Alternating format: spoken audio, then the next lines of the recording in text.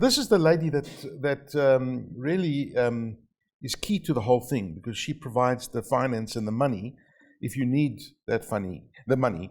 And it's Laurette Pienaar, who, when I first met Laurette, she was at Nedbank. She provided my first bit of capital when I bought my first business. And she is now responsible for specialist franchising at Makgato Bank, which is now owned by Capitec Bank. Nice to see you again, Laurette. Thanks so much, Aki. Yeah, I think, we're on quite a bit of a journey, and thanks for the introduction there, just with Mercantile and Capitec, because not everyone always knows where that fits in. So we are trading as a division of Capitec at the moment, and over the next couple of months, you will see quite a bit of changes on that, where we will be rebranding to Capitec Business. But I've been in franchise finance, I don't know you that long, Aki. Were you at F&B before that? I was, yes. So I've been around the block a little bit. It's probably coming up to 20 years now, maybe 17, 18 years around there. And we specialize in franchising ultimately, whether you're setting up a new store, whether you're purchasing an existing one, whether you're purchasing the building for your actual business. We look across the board and across all the industries as well. So we don't just focus on a certain industry. We look at everything from fuel to food, to health and beauty, etc. And we're really working quite hard, being the new kids on the block ultimately, to build quite a competitive value proposition and thinking about things a little bit differently, seeing how we can do it better, how we can do it more efficiently, and just really thinking about the customer in the end in terms of how we build a better solution for franchisees out there. Right. And we obviously work jointly with the franchisors to build that for the individual franchisees. So how do you work out how much money to give to someone who comes to you and says, listen, I want to buy this franchise, this is my vision, and please help me, give me some finance. How do you work out how much to give, and if you do want to give? So to a large extent, it comes down to affordability and what the business can afford. But there's a couple of things that you do need to bear in mind when we look at the quantum of finance that we give for a certain deal. So we won't necessarily go out and say, let's do 100% gearing against the business, because there's certain things you need to actually consider. One is the affordability, two is the actual balance sheet and solvency and having that equity and that owner being committed to it. And then there's obviously the brand regulations, because the higher the gearing and the more we actually load on a business, the more risk it is to a brand ultimately. The more you gear it, the more the risk is of closure. Yes. So we bound to certain things in terms of what the business can afford and what it should look like, but also what the franchisor is dictating to us. So if it's a solid brand, and you look at the food business, I guess you look at different sectors differently, right? So food versus beauty, which is where I'm in at the moment, and you look at the record of the person that's applying for the finance, et cetera, et cetera. Which would you say is the riskiest out of all franchises? The sector. It is a loaded gun. But I guess it is a loaded gun because I guess it all depends on location and that sort of thing. But the highest turnover, and I'm going to ask for my friends from the Franchise Association, where do you see the highest turnover of franchises? But which is the riskiest one? It's such a tricky, it really comes down to the strength of the brand, because you would see in food industry and typically in fast food, they generally do good because the margins are quite healthy. They generally have quite, we're talking about big groups, they've got power with the landlords to actually negotiate good rentals. But if the support is bad from a franchisor, that is what ultimately makes the bad brand and makes the survival rate lower. And you'll see success stories and you'll see bad stories across all the industries, but it really comes down to the support from the franchisor. Okay, great. Okay, that's interesting. And from the Franchise Association point of view, when you look at the different sectors, I touched on food being probably the biggest sector, right? Which is the sector that you see the highest turnover? It will be health and beauty. Health and beauty? Yes. Wow. Gosh, really? Yes, remember that with, I think, the promotion that have been done over the years, where everybody have to look beautiful, have to look nice, have to feel good. So I think that is the area where there was lots of investment in terms of promoting after one's image. And as you are a Sosobe owner yourself, you know and understand the workings. And hopefully on weekends is where you want to see people come through to be massaged, to be taken care of, to relax. And that is the second largest market that is doing well. Okay, that's interesting. So you see the highest turnover, and yet when times are bad, you say that people like to be pampered and like to go out and make themselves feel good. But I read a fascinating stat that's coming from the US that says that the top 2 franchise industries outperform all others combined. For 2023, the top 2 franchise categories are personal care and travel. That's what's coming up.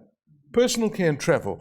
And they are projecting that personal care is projecting a rate of growth of 111%, and travel is projecting a growth rate between 214 and 318%. That's a US stat, it's global, etc., etc. But Pertunia, does your thinking correlate with what we've just spoken about? I think I would say it does. So we've got an opportunity as FASA to also sit on the World Franchise Council. And I think we got very close knit during COVID, where we had webinars and discussing what the impact was. Similarly, because of the lockdowns, we had the similar impacts of the foods and also the travel, the hospitality was well impacted. But we saw a very interesting trend that came across in that DIY and your home services actually got double-digit growth. Yes. People were now sitting at home. They now thought, okay, maybe that door is not how it should be, and they invested a lot in their properties. And then also what we saw is that, unfortunately, because of the COVID impact, a lot of people were retrenched, and that saw an opportunities. Franchisor saw a number of increases in franchise inquiries, people now wanting to get into franchising, others seeing it as a kind of what we call a side hustle. So those were the ones that came across. And also education did quite well, because they took up technology much quicker than any other franchisors would take up on e-commerce. In terms of now, no movement is allowed. People are encouraged to order and get deliveries from home. So those are some of also the global trends. And we're also seeing quite a lot of the tech companies coming in. We also, during lockdown, we saw 17 new members come in to FASA. And out of those, we had global brands like GIBS Laundry, which also came across as well as a new kind of sector that we really was not doing well locally. And I think the one good thing that we have sitting there when Franchise Council, we get the global best practice, but also there's international brands that want to come into South Africa. In June, we actually hosted the minister in Malaysia, and they've got a very interesting concept which we actually want to lobby for with our local government, that franchising should actually form part of small business development, because we've seen how the winning formulas of entrepreneurship, small business development and job creation weave together to stimulate the economy. So they were here saying, here are brands that want to come into South Africa, but we are also looking at these brands that we want to take into Malaysia. And that is controlled by government. The funding is there, jobs are created, it benefits the locals. So that is our plight now, that we're saying we want to work very closely with government to ensure that franchising is seen as a governing body, and also learn from Malaysia. Franchising is actually an act in Malaysia in terms of stimulating the economy. So that is something that we're working very closely and taking that best practice, that it will be a quicker way for us to ensure that we stimulate the economy. I mean, Fred will touch on the work that he does in the township economy, and not only focusing on the big franchises, but also like on social and micro franchising, which are more affordable and more easy to reach for, And I think it's a very important point you made there, and I do want to touch on that. And I think that the microeconomies in the townships, there are some fascinating stories that are happening over there. And also, I think that I get the sense, and correct me if I'm wrong, that the franchise industry in South Africa is not as diverse as it should be. And I'm including women in that picture as well. Am I wrong or am I right? You are right. I think for the longest time, franchising has been stowed primarily within white male business entrepreneurs. Yes. And for the longest time, when I went to FASA, when I tried to look for evidence about education, information, sharing and so forth with black entrepreneurs, I found that there isn't much. There wasn't a campaign that actually targeted that area, because you have a large number of entrepreneurs who wants to get into franchising, but there's no information. When we went to the township with our partner called Soweto Business Council, when we go around to meet people, then we realize that there is no knowledge about the franchising business model. And that was kind of worrisome, that this kind of a sustainable business model isn't known and being accepted and embraced by the majority of people in the country. And most importantly, we find that those businesses in the townships are mostly owned by males, if I could call them brothers. Yeah. But you'll find that the majority of attendees in the workshops and sales sessions are women who wants to go into business. But the biggest challenge is that finance is one of the major issues in the townships.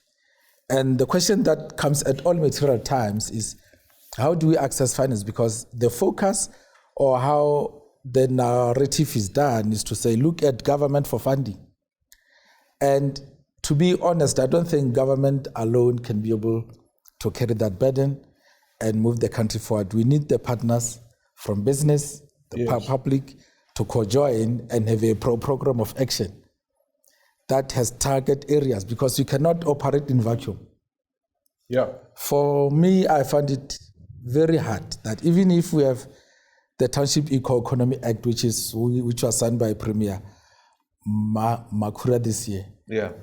on its own, it requires lots of effort from everybody. And our call is that when we approach government as the association, we also need banks and other franchisors who are not in FASA to pull in the same direction. Everybody in the room knows about unemployment issues that we are facing. Mm-hmm. It's a serious matter. If we don't look after women who are well known to look after property and families well, and the young people who are easy to get angry, then we are sitting on a time bomb. Let me go back to you guys in the franchise industry. I mean, Richard, you've had some very successful franchises. Out of interest, is Cash Converters in any townships? We're not, in fact. Why? I'd love to be able to answer that question.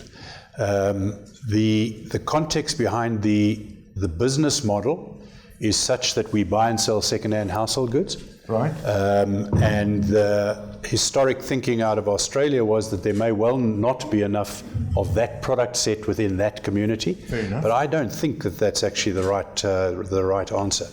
It goes back to what I think Fred was saying earlier.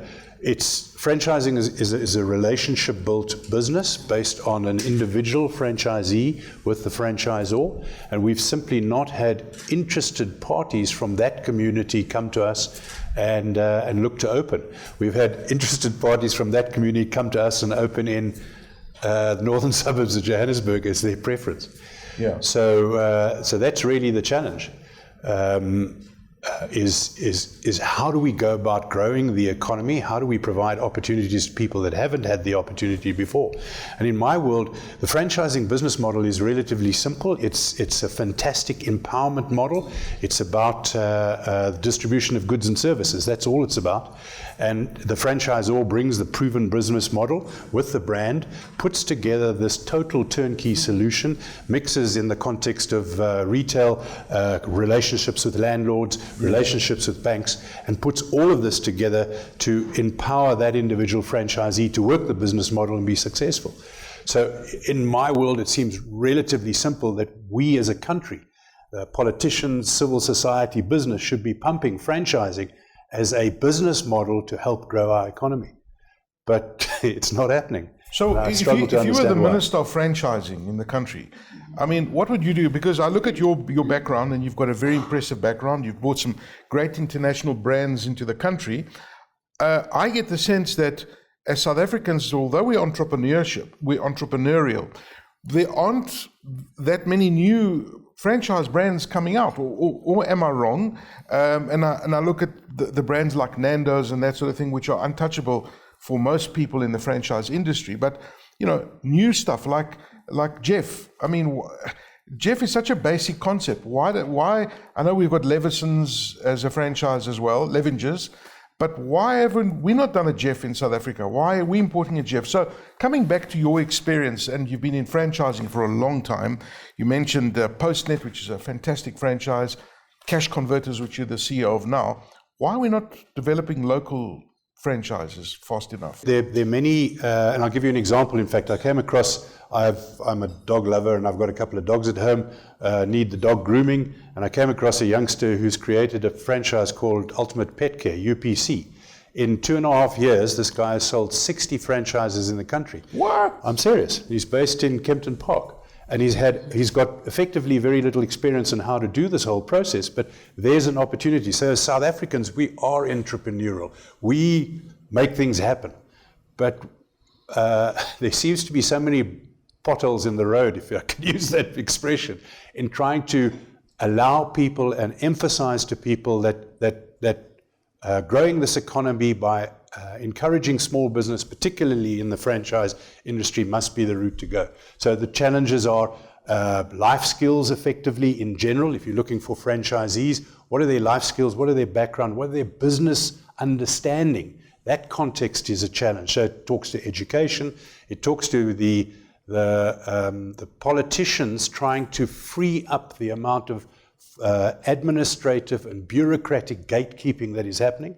Just as an example, in my industry, in the second-hand pawnbroking business, we have created a subsidiary at franchisor level to do the finance and admin and compliance, because the amount of legal compliance in our industry alone is just, it's ridiculous. We need to comply to 9 different laws just to buy and sell second-hand household goods and lend money. Yeah, no, it's impossible. It's impossible for our franchisees to understand what the laws are, let alone be able to comply to them without our guidance. And that's just one example of it. And then yes, Fred, I think, might have indicated landlords as well. Trying to find sites is difficult. Trying to negotiate as an individual with a big landlord in this country, you've probably experienced it yourself, is very difficult. The power balance is completely wrong, and that's a challenge. And then, of course, the banking side of things, getting money, again, into the context of trying to empower people that don't have balance sheets. It's extremely difficult for the banks to lend money. In fact, they're not allowed to, because if they do and they're lending money to somebody and it's unaffordable, they're contravening the National Credit Act. Do you think people want to get into franchising for the wrong reason? I mean, I asked the question, and this gentleman wants Barcello's, and when you ask people, why do you want a franchise?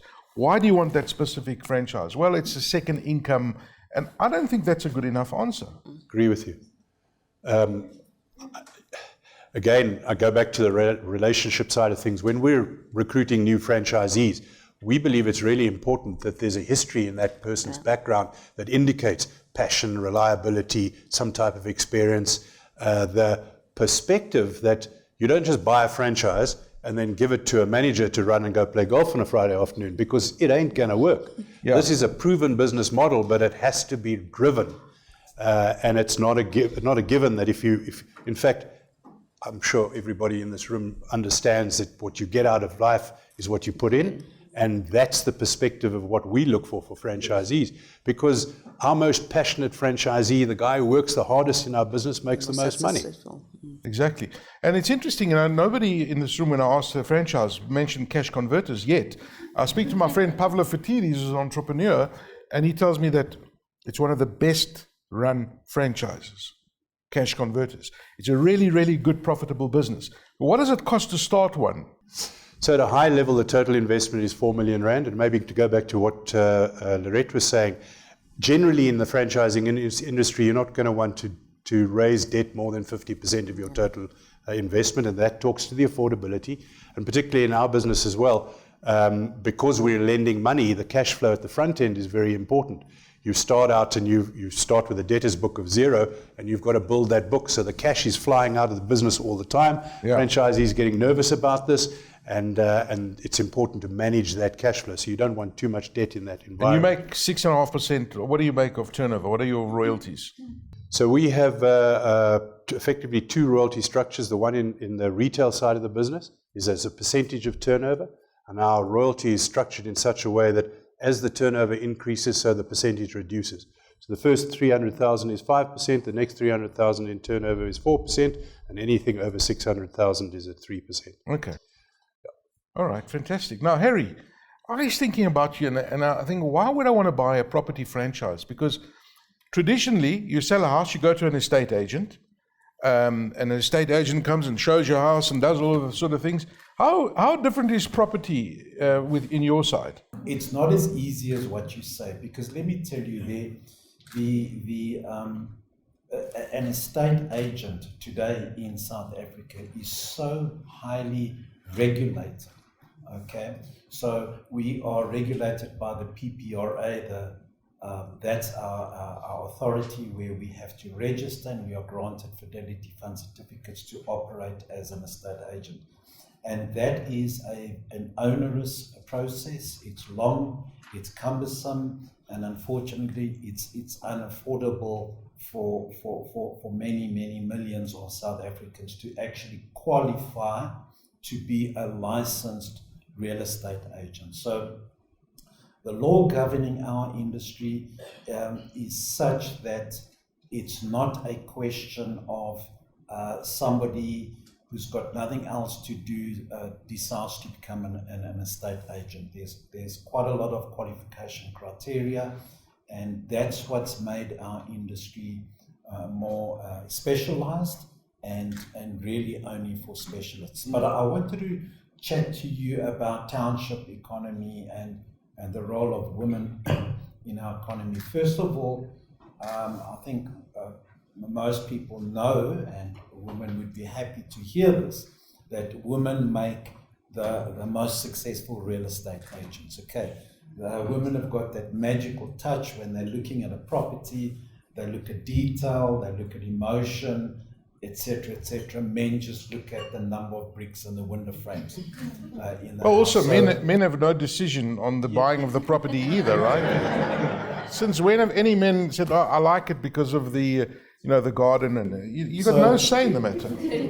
So purchasing a property is an emotional event in a person's life, and yes, I don't know if I'm being sexist now, but women show true emotions better than men do, so they drive the property industry, and that's why women estate agents are more successful than men in general. Okay, now combine that with the township economy. So in South Africa, we're sitting with a very, very unique situation. Because of the evils of the past, we're sitting with millions upon millions of people who aspire to get onto the property ladder and own their own home. And we're talking about the township people. And the mistake we all make with regards to transformation in our industry is we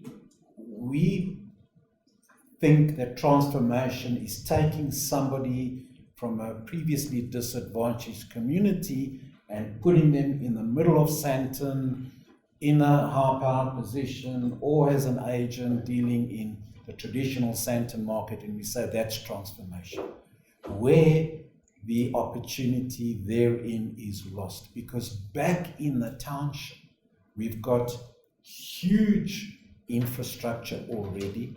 We've got millions and millions of homes, and we've got millions of aspiring people aspiring to purchase their own property in the townships, okay? And I believe, and Century 21 is in fact embarking on an initiative to get Century 21 representation in the townships, where people from the townships, from those communities, can buy and sell properties on behalf of homeowners. It does require, though, the government to play its bit, and that would be to ensure that title deeds are issued to homeowners, and that's a big challenge in the township. So a lot of that industry is informal, but it requires the government to issue title deeds, and it requires the local town councils to systemize and make sure the administration of utilities and addresses, etc., is at place. So with regards to franchising and the property industry, we have a massive opportunity here in South Africa, which is unique to South Africa and nowhere else around the world. And I think we should be embracing that as a nation, we should be embracing that as a government, and we should be embracing that as an industry.